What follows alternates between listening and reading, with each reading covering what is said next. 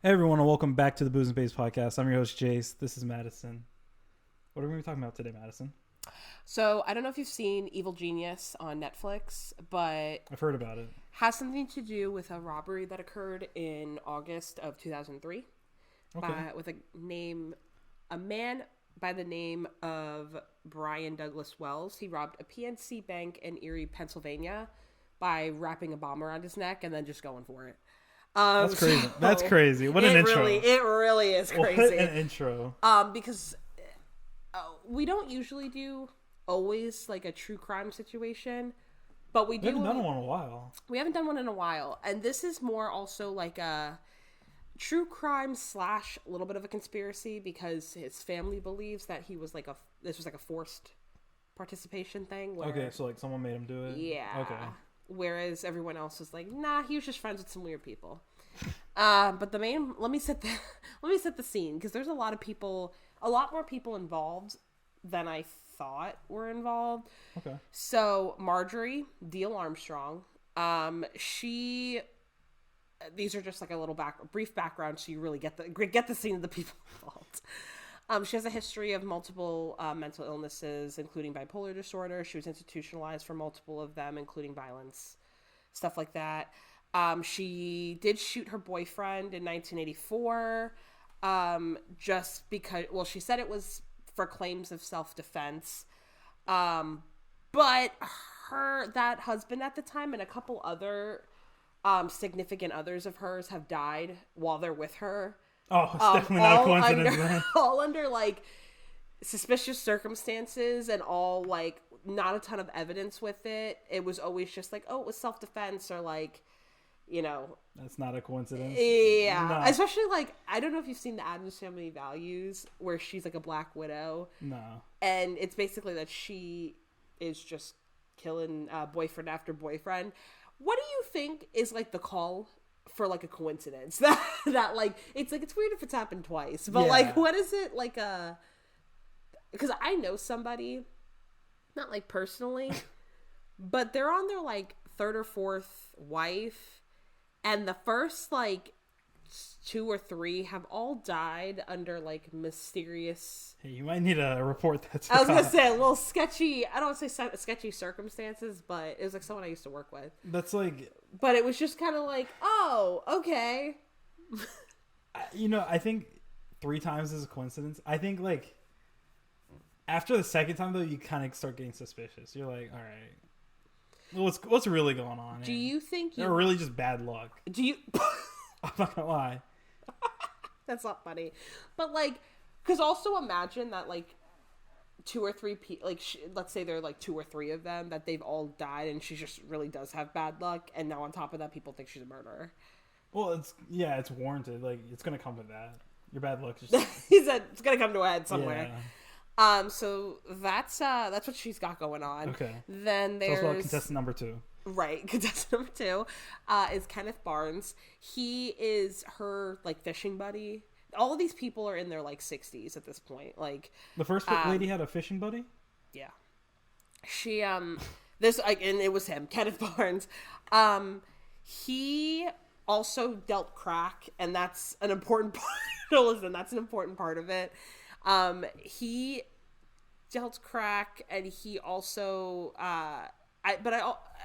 he died. Like all of these people died. Oh, he died. Yeah, like she died from breast cancer. Oh, she died in prison. Oh, because she was. It's that karma. I was gonna say, plot twist. She does get put somewhere. And then he died of diabetes when his 60s in 2019. Now. What? People can stop watching now. No, I know. I was gonna say we're not even to like the main person. I was gonna say all of them came to some tragic ends. Next one intertwined in all of this is William Rothstein. He dated Marjorie, our girl, Deal Armstrong. Dated her in the 60s, 70s. He was implicated in a 1977 murder after he gave a handgun to a friend who used it to murder a romantic rival. So I think it was like they both liked the same girl. So he was an accomplice. He gave the gun, murdered him. Let me tell you, I've been jealous before, but never that. I've never been that down bad before. No, I know. Because like what what kind of friend are you? Like, were you, if your friend came to you and was like, I'm going to be so honest with you, like, I really want to date this girl, she's dating someone else, do you have, the balls to go kill that dude? I was going to say, I know you don't have any guns, but like, do you have like a heavy Lego or something that could like kill him, you know? Like, would I kill someone? No, not would you kill someone for your friend? I'm assuming ideally it would be a no, depending on the situation. Or, like, the situation. Like, if it's, like, a Hunger Games situation, yeah. Yeah, but I'm talking about, like, this situation. But if, like, my bro's down bad and wanted... Yeah. Nah. It's just, like, a down bad situation. You're gonna have to would you give them the gun for them to do it? Or would you, like, do you think you would stop them? No, because that's going to get traced back to me. Yeah. So you're more just purely selfish reasons I'm there why for, you're like, not just, going out. Like, I want to just watch. Actually, I don't want to watch. But, like, I'm just there Interesting. I'm there to just, like, observe, if that makes sense. I might, like, contact the police, you know? You don't want anyone to get killed, but, like... I wouldn't even know what to say to the police. I know I just incriminated myself. No, I know. I was going to say, if one of my friends ever commits a murder, I'm done. Oh, yeah. If one of your friends commits a murder, the first place they're going is here. Like, hey, in that podcast a couple years ago, you said... Yeah, and you're going to be like, No. I've said a lot of things on this no, podcast. Exactly. I've done a lot of things. I've done and said a lot of things.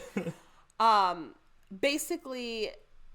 Yeah, that's how he's kind of intertwined in it. Okay. He later attempted to destroy the weapon, so he ended up getting off with, like, he tried to destroy it. Like a kiss and some Skittles, pretty much. Mm-hmm. Okay. Yeah, basically. Cool. He was a handyman and part-time teacher, and he was part of a group called the Fractured Intellectuals Group. It sounds like a post-apocalyptic. It was kind of like groups that they weren't so well adjusted. Oh, so they had it was like a... What? Nothing. It was They're like kind of crazy. Yeah, like, for lack of a better word, like, they were just not, like, kind of like a misfit group.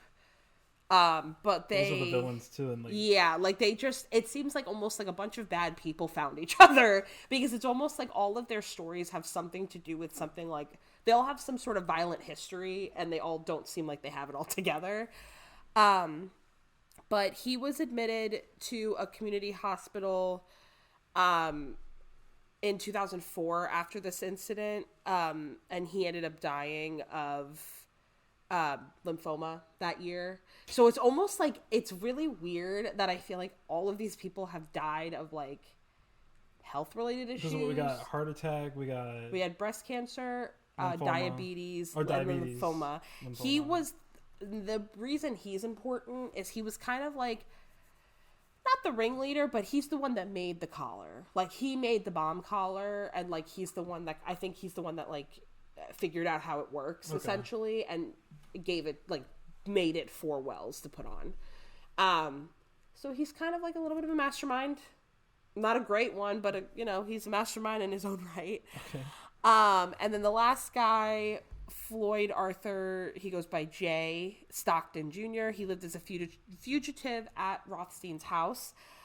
He was granted immunity for his testimony against Steele Armstrong, but he was never called into court to test due to illness.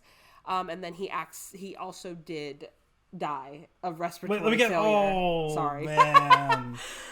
Of respiratory failure. Isn't that crazy? Because all of them died like in their 60s, 70s. Like, it's not like they died all of, like, old age, like 90s. Like, all of them died 60s, 70s. That's literally like karma, though. Like, I was gonna say, that's like the definition of karma. Do you think it's a karma situation or just shitty luck? Well, I think a little bit of both. Definitely think it's a little bit of both. Yeah, like, that's just one after another, just boom, boom, boom. You hate to see it. You really hate to see it. So that's kind of like, that's to set the scene for the group. Okay. A little bit of a misfit group. One of them was a crack dealer, so you can probably infer how some of them know each other. Crack cocaine. He said the spoon, if you will. Booger sugar. Not the booger sugar. They think now Wells. They didn't. It's funny, not funny, but like oddly enough, they didn't have a ton of information about him. I feel like on any. Like, it was mostly the backgrounds of, like, the masterminds behind, Was he kind of like a nobody? Like, yeah, like, he worked at the pizza shop that he was delivering from. He worked there for 10 years. Like, his family kind of described him as kind of quirky, kind of quiet kind of situation. That's a nice way to put it. He was set up by Jessica, I believe it's Hoopsick. Yeah, Jessica Hoopsick. She was a prostitute, and she set him up because she knew Kenneth Barnes because he dealt her crack, and she kind of like exchanged Wells as like demonetized for saying crack. I don't know. It's not my crazy money. No, I know. So. Wells, they kind of like he was kind of like I don't want to say a test dummy. It's not the right word. Like he was kind of like a. Oh, they're like, let's make sure this works before we like. Kind of like he was just. It was more so of like she wanted drugs and money, so in exchange she gave this like pushover of a guy that would go rob this bank for them. A scapegoat. That's the better, I guess, a better thing. It's basically she was just like, hey, I could probably convince this guy that's been paying me to sleep with him to put this bomb on his neck. Crazy. Isn't that crazy? Crazy. Because like prostitution is like legal in some places. Yeah. So like you got set. It's not like he was doing something like he was dealing the crack or anything. No, you know what I bamboozled. mean? Like he kind of got fucked. I'm gonna be honest. And yeah. So. Literally, anyway, I was gonna say that. I was like, well, anyway.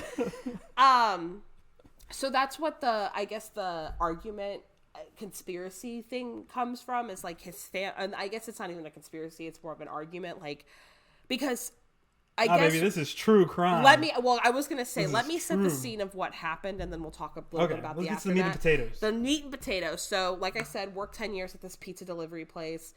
It was on August 28th, 2003, 1:30 in the afternoon. The pizza place gets called for a delivery order that's not out of the ordinary. I think he was the only delivery driver, so it's not like... So he just got... Was it Like, he knew... Like, the pizza... Because he knew he was getting that call. Because the pizza place received the call from a random payphone. So, like, the call itself was set up because he was the only delivery driver, so he would have to take the pizza. So the call wouldn't have happened if it was some other dude? Yes. Okay. So he definitely knew, I think it was happening, but like He says, go time, baby. Right. Correct. So he delivered the 2 peaches to 8631 Peach Street. And the address was the location of a transmitting tower at the end of the road. According to the law enforcement, upon arriving at the television tower, he found out the plot had changed and learned the bomb was real, because originally I guess he thought the bomb was fake. Oh, his friend set him up. Like this is like a setup. So it's like he did technically like know about it, but they told him, I think, that the bomb was fake and that it was just kind of like a test run almost. I mean, as you would. You don't want him to get freaked out. You correct. Know, kind of thing. Yeah, so... Wells' family... I say that like I was part of it. His family disputed a couple like accounts of that and basically was saying that instead he was held at gunpoint and forced to participate versus like him kind of being in on it, but more so in on it that he thought it was fake. That he knew there was a bomb, but he thought it was fake. His family is saying that he knew nothing and he was forced at gunpoint. That's what I heard. Like, that's the story that I heard. That he showed up and they forced him, or like, put this bomb on. So it says that when the details of all of that were never really established among the group of 4 of them. But it suggests that there was a struggle between like Neil Armstrong, Barnes, like basically all of the main players I mentioned earlier were there. And that there was a little bit of a struggle. It seems that Stockton claimed to be the one to put the bomb around his neck. When he discovered that the bomb was real, Barnes said a pistol was fired in order to force Wells' compliance, and witnesses did confirm hearing a gunshot. So he did agree to it, but I don't think he agreed without coercion, kind of thing. So this is like a huge, like, he's making it seem like he didn't know, like he got forced into this. Yeah, well, that's like an elaborate, it's very elaborate, because also he was instructed, he was given a homemade shotgun, and it just looked weird. It was like shaped like a cone, and he said that they basically told him to tell people that 3 armed black men were the ones holding him at gunpoint and holding him as a hostage. Man. So some evidence surrounding that of what they found like a 9-page detailed bomb hostage, like, information packet in his car, detailing what they were going to do, including like the time-sensitive information of what tasks they were doing and what they were supposed to carry out from the bank. Like, basically found all of his everything. Yeah.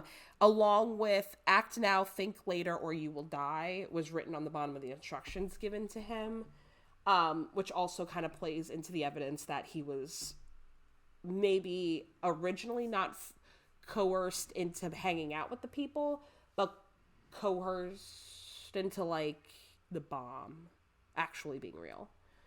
Okay. Does that make sense? Kind of. So then the actual robbery itself, basically he was instructed to enter PNC Bank, slip a note to the teller and say, hey, give me $250,000 and threaten them with the shotgun. Yeah, right. Threaten them with the... So let's put a pin in that though for a second.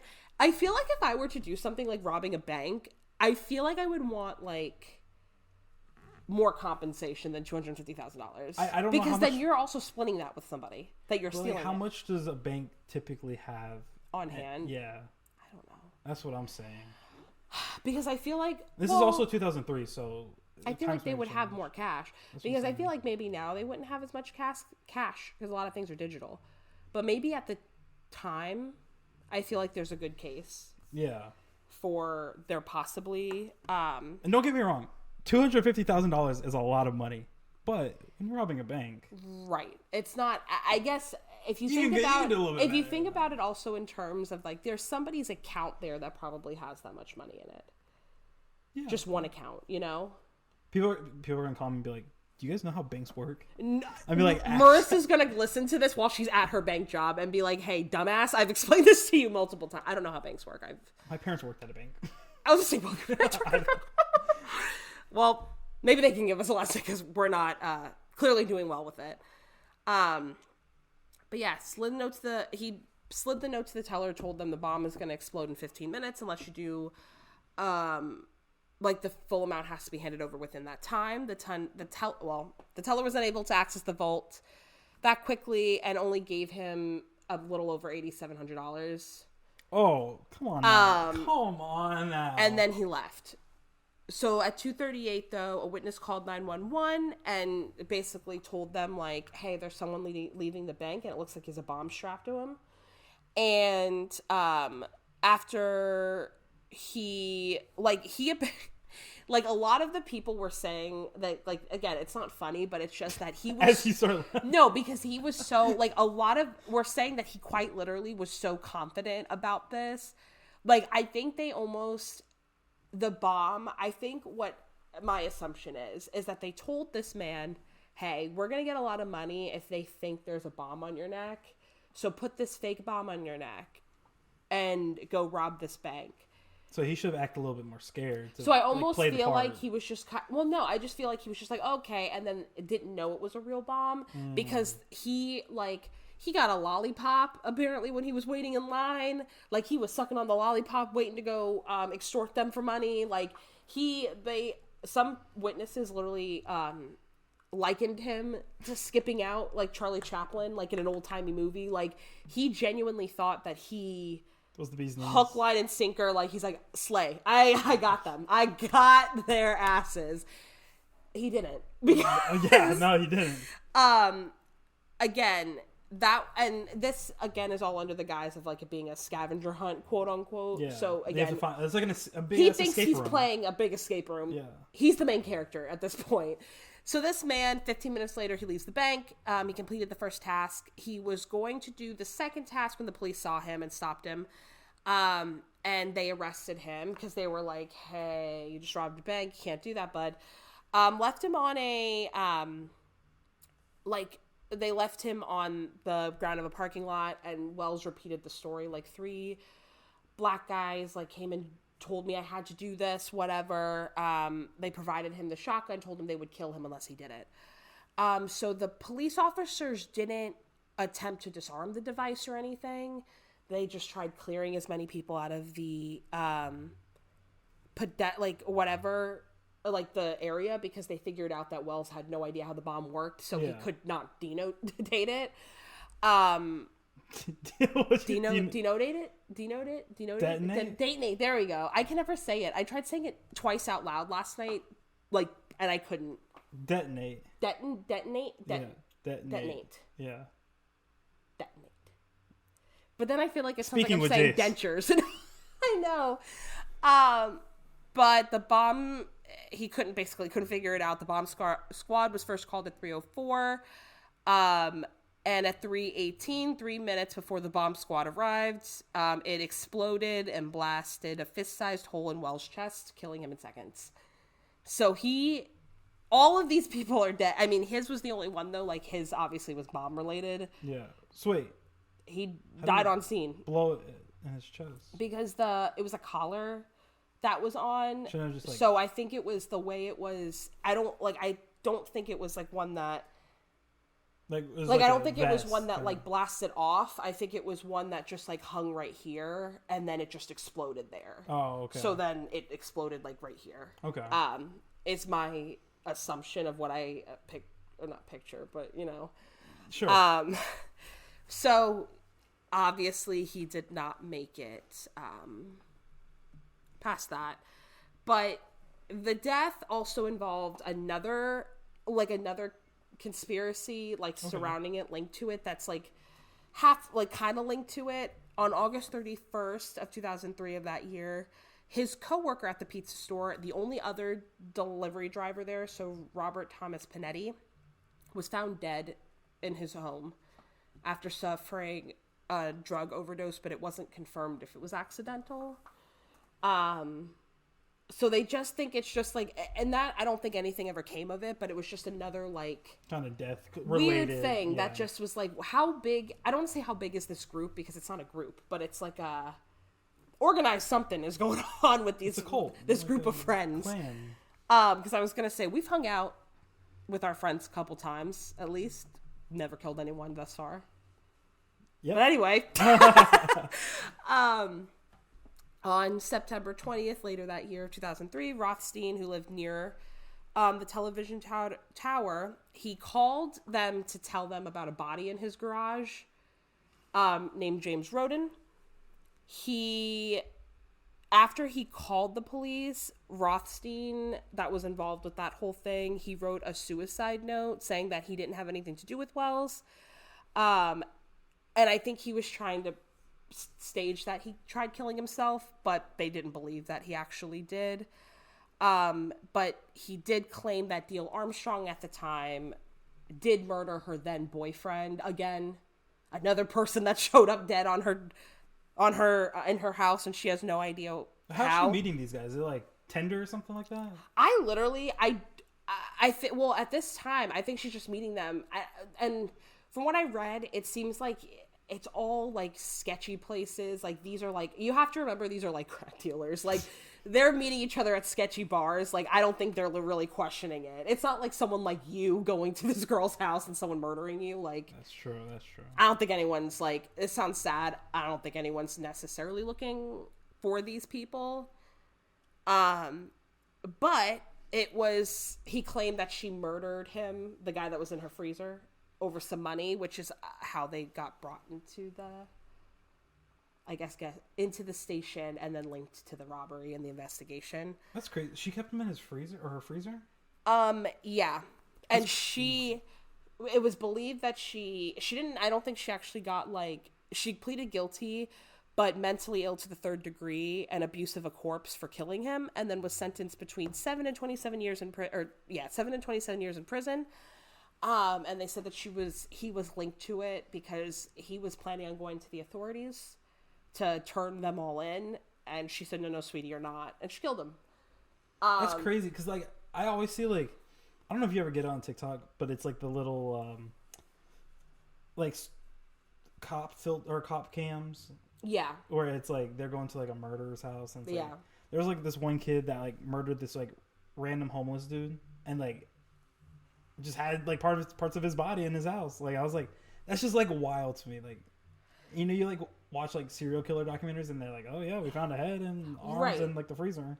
Right. It's like, why? Well, especially like, since how? it's always people like that, but it's like this is like their fifth offense, and I'm like, you're finding people in their freezer. This is probably not the first person in their freezer, but for whatever reason, this is the first person that you're looking into, like a Texas Chainsaw, like a Leatherface situation. Yeah. That like or Ed Gein, it was based off of the serial killer, but like nobody really looked too far into it until it was his mom, and they were like, hey, like you should have noticed the other. Yeah, I was gonna say maybe you should have noticed the other dead bodies that were missing. You know. Yeah. So I feel like it was definitely a situation like that she probably should have gotten acquitted a while ago, or like taken care of a while ago. But in 2005, so 2 years after this happened, she let them know, like the police know that she had some information about the Wells case, and that she would be willing to tell them everything if she was transferred to Muncie Correctional Institution. And she's probably getting beat up in the other prison. No, to a minimum. She's like, I can't stay here, man. Correct. Basically, that was the reason why. Really? Deadass? Is because she wanted to go to a minimum security. Oh, like she was getting beat her ass up. Yeah, to Cambridge Springs. She wanted to go to a minimum security prison instead because she felt like she was being treated unfairly at the other one. And then in 2005, Barnes, who the crack dealer, he was in jail for drug charges turned in by his brother-in-law. And on September 3rd, 2008, so a full 5 years after the whole conspiracy, he pleaded guilty to conspiring to rob a bank and aiding and abetting. He was sentenced to 45 years in prison by a federal judge, and then he was later reduced to 22.5 years after he conspired to get Neil Armstrong put away. What's crazy is like these people would be close to getting out if they were still alive. That's why this case is so weird to me, is that like this would be something that would probably be on the news, like because this was a pretty big for 2003 2003. Right, like it was a very big case, so like it's like this would be something that would definitely on the news now be like, you know, Kenneth Barnes out of prison, like breaks the silence on what happened, you know what I mean? That it's very like spooky, I feel like, to think of it that I don't way. know, that's like weird to think about, like, oh, this guy that committed this crime 22 years ago is like being released now. It's like, oh, okay, all right.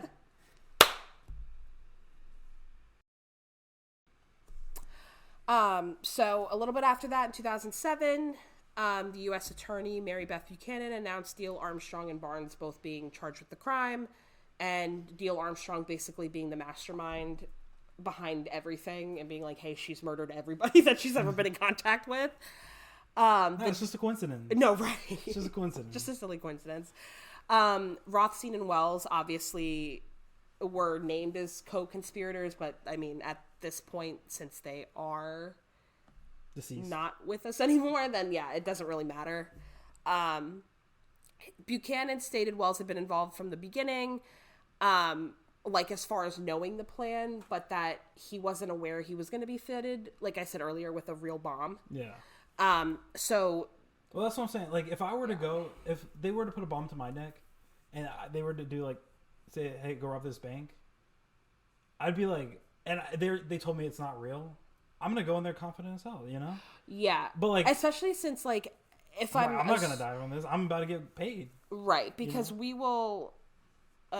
We'll get to that part more about Jessica Hoopstick or whatever, but like, especially if this guy didn't have any other friends or family, and the only thing like he was, I guess the only human interaction he had were like these, like this girl that he like sleeps with on occasion or whatever, then yeah, he's probably gonna do whatever. It's crazy. You go from like pizza delivery driver to a heist, basically. Yeah.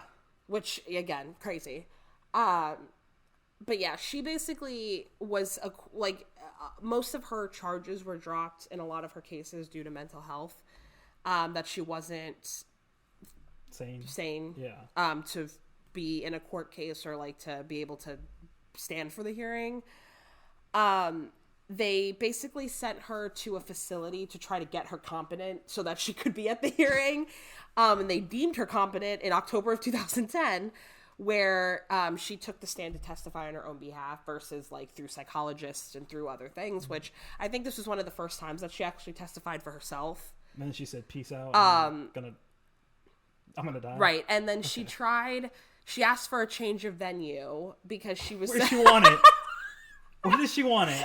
The local Publix? Like, I know. She said it was because there was too much media coverage of it, which was it was preventing her from receiving due justice. Could you imagine she gave her testimony in like a Chili's or something like that? Right, exactly. And the judge denied that because she was saying basically since it was done in Erie that it was too much like a media circus and it was people just wanted... Basically, nobody wants to see her winning, and that's why she wanted to change the venue. The judge said, Sweaty, that's not my problem. Like, the reason you're here is because of you. So on November 1st, 2010, she was convicted of an armed robbery, conspiracy to commit armed bank robbery, and of using a destructive device in a crime. And then on February 28th, 2011, she would be sentenced to life in prison to be served consecutively with the prison term imposed in 2005 for killing Roden. And then in 2013, the U.S. Supreme Court denied her petition to hear her case again. And then when she die? Do we know? Yeah, well, yeah, she died because in December 2015, she tried appealing it again, and they said no. Oh, and they said no, and she said, all right, peace, I'm out then. Yeah, so she died in April 4th, 2017. Oh, yeah. So she died literally like 2 years later. Like a year and a half later, she passed. I'm done with this. Right. And then in 2018, Jessica Hoopstick, who was the prostitute, okay. She admitted to her involvement in the plot, and she did like an interview with Time, and she wrote, Hoopstick says a conspirator approached her to find a gopher who could be scared into robbing a bank. In the 2018 documentary Evil Genius, she identifies the conspirator as Barnes and alleges she recommended Wells to him, whom she described as a pushover and admitted to setting him up in exchange for money and drugs. Man, if my friends describe me as that, that's they crazy. This man's a pushover, so we strapped a bomb to his neck. That's wild. Like, what a crazy story. It is a crazy story because there's really no resolution. It's quite literally like all of these people just needed a scapegoat. And they found one, and he was confident as hell with it. But at the time, they thought like Wells was like this innocent guy. Yeah, so they thought, and that's what his family was saying, is that, they were like convinced that they like put a gun to his head. And I think they're also holding on to the fact that like he didn't actually like want to have a real bomb on him. Like, I don't think anyone. No, I know. But like I'm saying, I think that his family's holding on to like the fact that they did admit like, oh, he didn't know it was a real bomb. So I feel like the people that actually did it. So I feel like they're holding on to that. Okay. But like they're also missing the part where he agreed to robbing a bank. Regardless with a bomb or not, he still agreed to rob a bank. He sat there and said, yeah, that's a pretty good decision. Right. So it's like I get it, but also like to what extent? It's like, I know this is bad, but But let's make it worse. Yeah. So yeah, that is our topic for today. About that robbery. I haven't actually seen the full thing on Netflix, so now I might watch it. Yeah, because that's cool. But that was crazy. Like, I remember watching a little bit of it, and then like hearing that, it's just like that was probably our best true crime. I like that one. I like that one too. It was interesting. Yeah. It was definitely because there was all of the moving parts. Almost, it's like have everything and nothing to do with each other at the same time. But with that being said, thank you guys so much for listening today. Make sure to subscribe to our channel and anywhere you guys listen to podcasts, and our YouTube channel that we are now trying to post more on. And with that being said, we will see you guys next time. Bye.